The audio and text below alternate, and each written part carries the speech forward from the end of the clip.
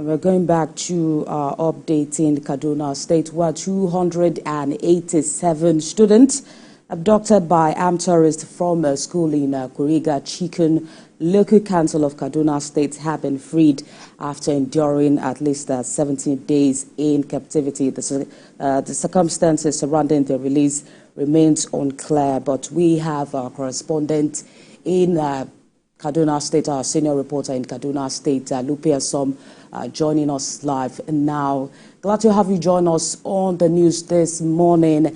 After at least 17 days in captivity, these students have been released. What more do you know at this time? Good morning, Olamide. It's actually a very good morning here in Kaduna State.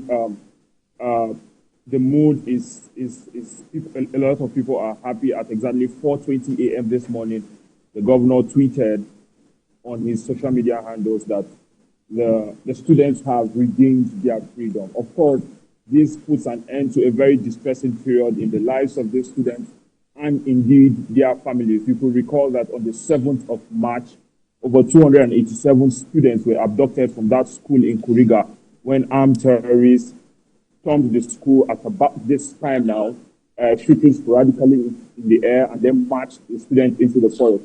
You can also recall that a member of the vigilante service was shot dead in an attempt to rescue the students. Of course, it is still quite unclear the circumstances surrounding the release of these children, and a lot of questions are being asked. Was ransom paid, or did security forces secure the release of this student by engaging the bandits?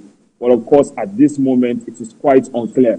And we don't also know where exactly these children were freed, but all of that will be unraveled as developments unfold. Of course, as you can see, I'm on my way to the government house at the moment, where the governor is anticipated to receive these children. And of course, we will be getting more details, but you could recall that the service chiefs visited this place, the Minister of Defense visited just on Thursday. In fact, it's all making sense now, because the Minister of Defense, when he visited on Thursday, he said progress was being made, and the possibility of rescuing the children was in sight, but it is all making sense now. So that is it. You could also recall that the president said the government was not going to make any ransom payment to the bandits.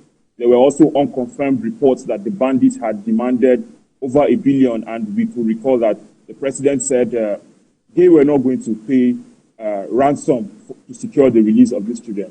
And we could also recall that the IG of police, Kayode Egbetoku, was in Kaduna State, but in his own words, he said no option would be taken off the table. That's stopping the kinetic and non-kinetic action. But for now, it is quite unclear the strategy that was used to secure the release of these children.